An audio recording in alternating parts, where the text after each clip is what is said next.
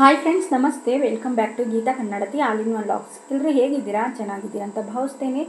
ನಾನು ಚೆನ್ನಾಗಿದ್ದೇನೆ. ಯಾರೆಲ್ಲ ನನ್ನ ಚಾನಲ್ನ ಫಸ್ಟ್ ಟೈಮ್ ನೋಡ್ತಾ ಇದ್ದೀರಾ, ದಯವಿಟ್ಟು ಸಬ್ಸ್ಕ್ರೈಬ್ ಮಾಡಿ ವಿಡಿಯೋನ ಪೂರ್ತಿ ನೋಡಿ. ಯಾಕಂದರೆ ಇದರಲ್ಲಿ ನಿಮಗೆ ಬೇಕಾಗಿರ್ತಕ್ಕಂಥ ಇನ್ಫಾರ್ಮೇಷನ್ ಇದೆ ಅಂತ ಹೇಳ್ತಾ ಇದ್ದೀನಿ. ದಯವಿಟ್ಟು ಪೂರ್ತಿ ವಿಡಿಯೋನ ನೋಡಿ, ಹೀಗೆ ಸಪೋರ್ಟ್ ಮಾಡಿ, ಸಬ್ಸ್ಕ್ರೈಬ್ ಮಾಡೋದನ್ನ ಮರಿಬೇಡಿ ಅಂತ ಕೇಳ್ಕೊಳ್ತಾ ಇದ್ದೀನಿ.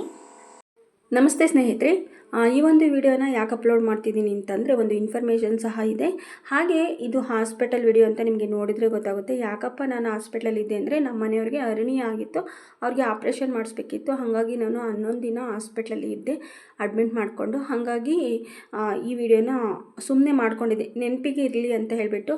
ಹಾಗೆ ನನಗೆ ನೆನಪಾಯಿತು, ಒಂದು ಇನ್ಫಾರ್ಮೇಷನ್ನ ನಿಮಗೆಲ್ಲ ಕೊಡಬೇಕು ಅಂತ ಅನ್ನಿಸ್ತು. ಯಾಕಂದರೆ ನಾವು ಮಾಡಿದ ತಪ್ಪನ್ನು ನೀವು ಮಾಡಬಾರ್ದು ಅಂತ ಹೇಳಿ. ಏನಂದರೆ ನಾವು ಯಶಸ್ವಿನಿ ಕಾರ್ಡ್ ಮಾಡಿಸಿರಲಿಲ್ಲ, ಹಾಗಾಗಿ ನಾವು ಅಮೌಂಟ್ನ ಪೇ ಮಾಡಬೇಕಾಯ್ತು ಆಪ್ರೇಷನ್ದು, ಹಾಸ್ಪಿಟ್ಲದು. ಹಾಗಾಗಿ ನೀವು ಯಶಸ್ವಿನಿ ಕಾರ್ಡ್ ಇದ್ದರೆ ಅಮೌಂಟನ್ನು ಪೇ ಮಾಡೋ ಹಾಗಿಲ್ಲ. ಅಯ್ಯೋ ನಮಗೂ ಗೊತ್ತು ಇದು ಅಂತ ಕೆಲವ್ರಿಗೆ ಗೊತ್ತಿರುತ್ತೆ, ಕೆಲವ್ರಿಗೆ ಗೊತ್ತಿರಲ್ಲ. ಅದರಲ್ಲಿ ಎಕ್ಸಾಂಪಲ್ ನಮಗೆ ಗೊತ್ತಿಲ್ಲದೆ ನಾವೇ ಮಾಡಿಸಿರಲಿಲ್ಲ.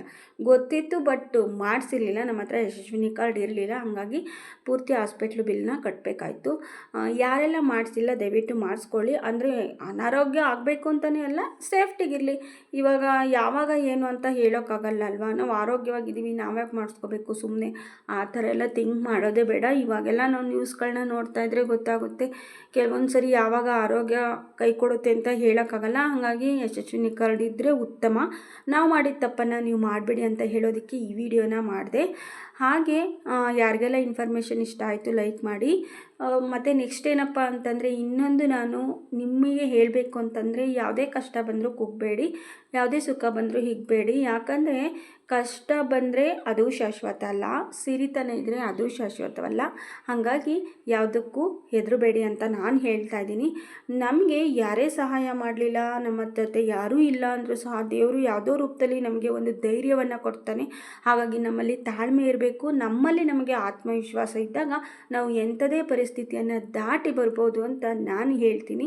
ನಾವು ಒಬ್ಬರಿಗೆ ಸಹಾಯ ಮಾಡಿದರೆ ದೇವರು ನಮಗೆ ಯಾವುದೋ ರೂಪದಲ್ಲಿ ಸಹಾಯ ಮಾಡ್ತಾನೆ.